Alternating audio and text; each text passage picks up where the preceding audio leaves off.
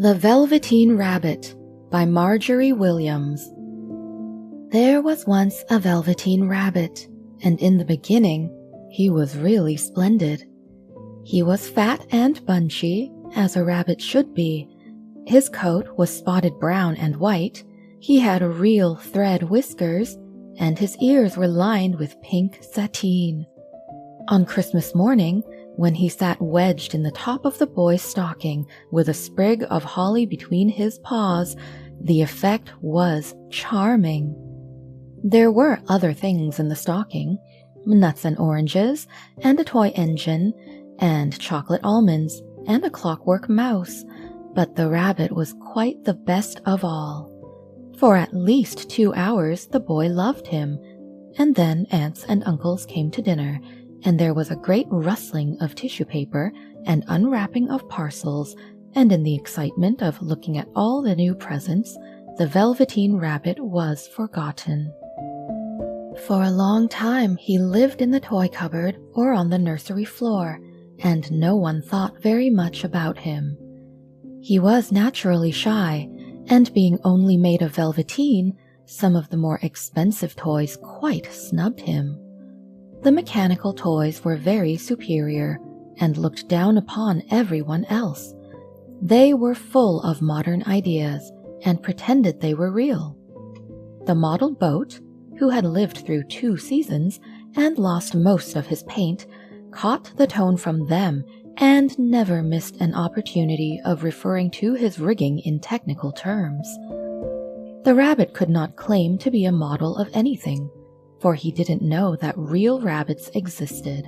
He thought they were all stuffed with sawdust like himself, and he understood that sawdust was quite out of date and should never be mentioned in modern circles. Even Timothy, the jointed wooden lion, who was made by the disabled soldiers and should have had broader views, put on airs and pretended he was connected with government. Between them all, the poor little rabbit was made to feel himself very insignificant and commonplace, and the only person who was kind to him at all was the Skin Horse. The Skin Horse had lived longer in the nursery than any of the others. He was so old that his brown coat was bald in patches and showed the seams underneath, and most of the hairs in his tail had been pulled out to string bead necklaces. He was wise, for he had seen a long succession of mechanical toys arrive to boast and swagger, and by break their mainsprings and pass away. And he knew that they were only toys, and would never turn into anything else. For nursery magic is very strange and wonderful, and only those playthings that are old and wise and experienced like the Skin Horse understand all about it. "What is real?" asked the rabbit one day, when they were lying side by side near the nursery fender, before Nana came to tidy the room. "Does it mean having things that buzz inside you and a stick-out handle?" "Real isn't how you are made," said the Skin Horse. "It's a thing that happens to you. When a child loves you for a long, long time, not just to play with, but really loves you, then you become real." "Does it hurt?" asked the rabbit. "Sometimes," said the Skin Horse, for he was always truthful. "When you are real, you don't mind being hurt." "Does it happen all at once, like being wound up?" he asked, "or bit by bit?" "It doesn't happen all at once," said the Skin Horse. "You become. It takes a long time. That's why it doesn't happen often to people who break easily, or have sharp edges, or who have to be carefully kept. Generally, by the time you are real, most of your hair has been loved off, and your eyes drop out, and you get loose in the joints and very shabby. But these things don't matter at all, because once you are real, you can't be ugly, except to people who don't understand." "I suppose you are real?" said the rabbit. And then he wished he had not said it, for he thought the Skin Horse might be sensitive. But the Skin Horse only smiled. "The boy's uncle made me real," he said. "That was a great many years ago, but once you are real, you can't become unreal again. It lasts for always." The rabbit sighed. He thought it would be a long time before this magic called real happened to him. He longed to become real, to know what it felt like. And yet, the idea of growing shabby and losing his eyes and whiskers was rather sad. He wished that he could become it without these uncomfortable things happening to him. There was a person called Nana who ruled the nursery. Sometimes she took no notice of the playthings lying about, and sometimes, for no reason whatever, she went swooping about like a great wind and hustled them away in cupboards. She called this tidying up, and the playthings all hated it, especially the tin ones. The rabbit didn't mind it so much, for wherever he was thrown, he came down soft. One evening, when the boy was going to bed, he couldn't find the china dog that always slept with him. Nana was in a hurry, and it was too much trouble to hunt for china dogs at bedtime, so she simply looked about her, and seeing that the toy cupboard stood open, she made a swoop. "Here," she said, "take your old bunny. He'll do to sleep with you." And she dragged the rabbit out by one ear and put him into the boy's arms. That night, and for many nights after, the Velveteen rabbit slept in the boy's bed. At first he found it rather uncomfortable, for the boy hugged him very tight, and sometimes he rolled over on him, and sometimes he pushed him so far under the pillow that the rabbit could scarcely breathe. And he missed, too, those long moonlight hours in the nursery when all the house was silent, and his talks with the Skin Horse. But very soon he grew to like it, for the boy used to talk to him, and made nice tunnels for him under the bedclothes that he said were like the burrows the real rabbits lived in. And they had splendid games together, in whispers, when Nana had gone away to her supper and left the nightlight burning on the mantelpiece. And when the boy dropped off to sleep, the rabbit would snuggle down close under his little warm chin and dream, with the boy's hands clasped close round him all night long. And so time went on, and the little rabbit was very happy. So happy that he never noticed how his beautiful velveteen fur was getting shabbier and shabbier, and his tail becoming unsewn, and all the pink rubbed off his nose where the boy had kissed him. Spring came, and they had long days in the garden, for wherever the boy went, the rabbit went too. He had rides in the wheelbarrow, and picnics on the grass, and lovely fairy huts built for him under the raspberry canes behind the flower border. And once, when the boy was called away suddenly to go to tea, the rabbit was left out on the lawn until long after dusk, and Nana had to come and look for him with the candle because the boy couldn't go to sleep unless he was there. He was wet through with the dew and quite earthy from diving into the burrows the boy had made for him in the flower bed, and Nana grumbled as she rubbed him off with a corner of her apron. "You must have your old bunny," she said. "Fancy all that fuss for a toy." The boy sat up in bed and stretched out his hands. "Give me my bunny," he said. "You mustn't say that. He isn't a toy. He's real." When the little rabbit heard that, he was happy, for he knew that what the Skin Horse had said was true at last. The nursery magic had happened to him, and he was a toy no longer. He was real. The boy himself had said it. That night, He was almost too happy to sleep, and so much love stirred in his little sawdust heart that it almost burst. And into his boot-button eyes, that had long ago lost their polish, there came a look of wisdom and beauty, so that even Nana noticed it next morning when she picked him up and said, "I declare, if that old bunny hasn't got quite a knowing expression." That was a wonderful summer. Near the house where they lived, there was a wood, and in the long June evenings, the boy liked to go there after tea to play. He took the Velveteen Rabbit with him, and before he wandered off to pick flowers or play at brigands among the trees, he always made the rabbit a little nest somewhere among the bracken, where he would be quite cozy, for he was a kind-hearted little boy, and he liked Bunny to be comfortable. One evening, while the rabbit was lying there alone, watching the ants that ran to and fro between his velvet paws in the grass, he saw two strange beings creep out of the tall bracken near him. They were rabbits like himself, but quite furry and brand new. They must have been very well made, for their seams didn't show at all, and they changed shape in a queer way when they moved.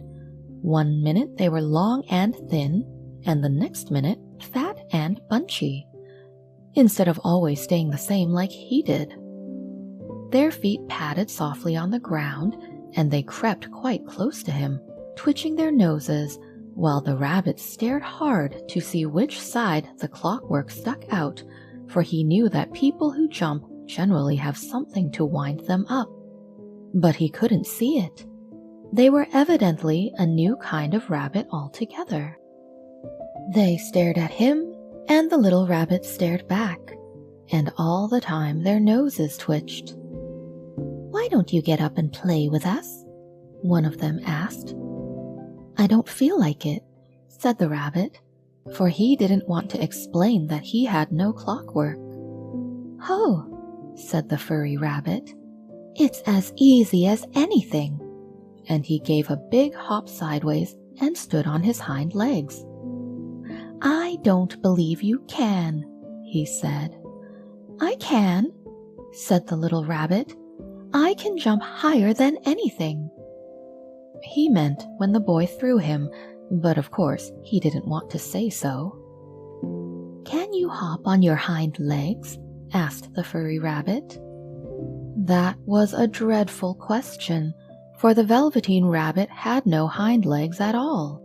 The back of him was made all in one piece, like a pincushion.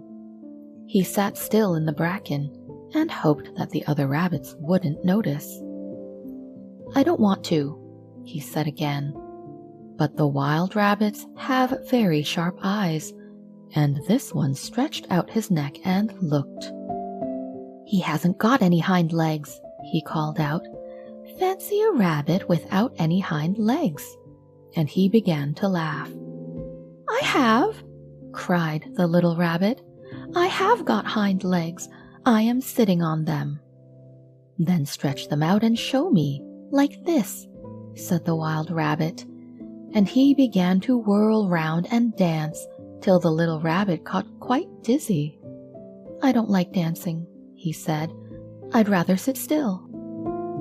But all the while he was longing to dance, for a funny new tickly feeling ran through him, and he felt he would give anything in the world to be able to jump about like these rabbits did. The strange rabbit stopped dancing and came quite close. He came so close this time that his long whiskers brushed the Velveteen Rabbit's ear, and then he wrinkled his nose suddenly and flattened his ears and jumped backwards. "He doesn't smell right," he exclaimed. "He isn't a rabbit at all. He isn't real." "I am real," said the little rabbit. "I am real. The boy said so." And he nearly began to cry. Just then there was a sound of footsteps, and the boy ran past near them, and with a stamp of feet and a flash of white tails, the two strange rabbits disappeared. "Come back and play with me," called the little rabbit. "Oh, do come back. I know I am real." But there was no answer. Only the little ants ran to and fro, and the bracken swayed gently where the two strangers had passed. The Velveteen Rabbit was all alone. "Oh dear," he thought. "Why did they run away like that? Why couldn't they stop and talk to me?" For a long time he lay very still, watching the bracken and hoping that they would come back. But they never returned, and presently the sun sank lower and the little white moths fluttered out, and the boy came and carried him home. Weeks passed, and the little rabbit grew very old and shabby, but the boy loved him just as much. He loved him so hard that he loved all his whiskers off, and the pink lining to his ears turned gray, and his brown spots faded. He even began to lose his shape, and he scarcely looked like a rabbit anymore, except to the boy. To him he was always beautiful, and that was all that the little rabbit cared about. He didn't mind how he looked to other people, because the nursery magic made him real, and when you are real, shabbiness doesn't matter. And then, one day, the boy was ill. His face grew very flushed, and he talked in his sleep, and his little body was so hot that it burned the rabbit when he held him close. Strange people came and went in the nursery, and a light burned all night, and through it all the little Velveteen Rabbit lay there, hidden from sight under the bedclothes, and he never stirred, for he was afraid that if they found him someone might take him away, and he knew that the boy needed him. It was a long, weary time, for the boy was too ill to play, and the little rabbit found it rather dull with nothing to do all day long. But he snuggled down patiently and looked forward to the time when the boy should be well again, and they would go out in the garden amongst the flowers and the butterflies and play splendid games in the raspberry thicket like they used to. All sorts of delightful things he planned, and while the boy lay half asleep, he crept close to the pillow and whispered them in his ear. And presently the fever turned, and the boy got better. He was able to sit up in bed and look at picture books, while the little rabbit cuddled close at his side. And one day they let him get up and dress. It was a bright sunny morning, and the window stood wide open. They had carried the boy out onto the balcony, wrapped in a shawl, and the little rabbit lay tangled up among the bedclothes, thinking. The boy was going to the seaside tomorrow. Everything was arranged, and now it only remained to carry out the doctor's orders. They talked about it all, while the little rabbit lay under the bedclothes, with just his head peeping out, and listened. The room was to be disinfected, and all the books and toys that the boy had played with in bed must be burnt. "Hurrah!" thought the little rabbit. "Tomorrow we shall go to the seaside," for the boy had often talked of the seaside, and he wanted very much to see the big waves coming in, and the tiny crabs, and the sand castles. Just then, Nana caught sight of him. "How about his old bunny?" she asked. "That?" said the doctor. "Why, it's a mass of scarlet fever germs. Burn it at once." "What? Nonsense! Get him a new one. He mustn't have that any more." And so the little rabbit was put into a sack with the old picture books and a lot of rubbish, and carried out to the end of the garden behind the fowl house. That was a fine place to make a bonfire, only the gardener was too busy just then to attend to it. He had the potatoes to dig and the green peas to gather, but next morning he promised to come quite early and burn the whole lot. That night the boy slept in a different bedroom, and he had a new bunny to sleep with him. It was a splendid bunny, all white plush with real glass eyes, but the boy was too excited to care very much about it, for tomorrow he was going to the seaside, and that in itself was such a wonderful thing that he could think of nothing else. And while the boy was asleep, dreaming of the seaside, the little rabbit lay among the old picture books in the corner behind the fowl house, and he felt very lonely. The sack had been left untied, and so by wriggling a bit, he was able to get his head through the opening and look out. He was shivering a little, for he had always been used to sleeping in a proper bed, and by this time his coat had worn so thin and threadbare from hugging that it was no longer any protection to him.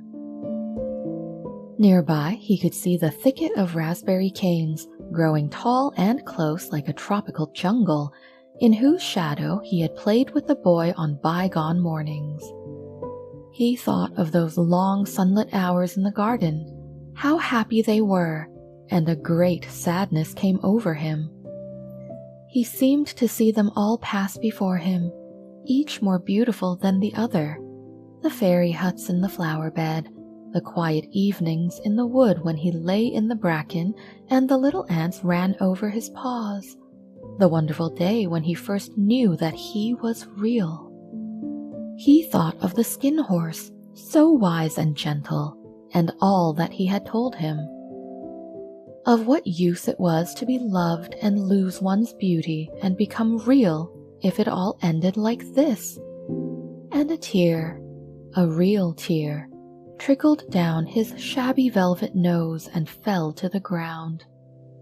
And then a strange thing happened. For where the tear had fallen, a flower grew out of the ground, a mysterious flower, not at all like any that grew in the garden. It had slender green leaves the color of emeralds, and in the center of the leaves a blossom like a golden cup. It was so beautiful that the rabbit forgot to cry and just lay there watching it. And presently the blossom opened, and out of it there stepped a fairy. She was quite the loveliest fairy in the whole world. Her dress was of pearl and dewdrops, and there were flowers round her neck and in her hair, and her face was like the most perfect flower of all. And she came close to the little rabbit and gathered him up in her arms and kissed him on his velveteen nose that was all damp from crying. "Little rabbit," she said, "don't you know who I am?" The rabbit looked up at her, and it seemed to him that he had seen her face before, but he couldn't think where. "I am the nursery magic fairy," she said. "I take care of all the playthings that the children have loved. When they are old and worn out and the children don't need them anymore, then I come and take them away with me and turn them into real." "Wasn't I real before?" asked the little rabbit. "You were real to the boy," the fairy said, "because he loved you.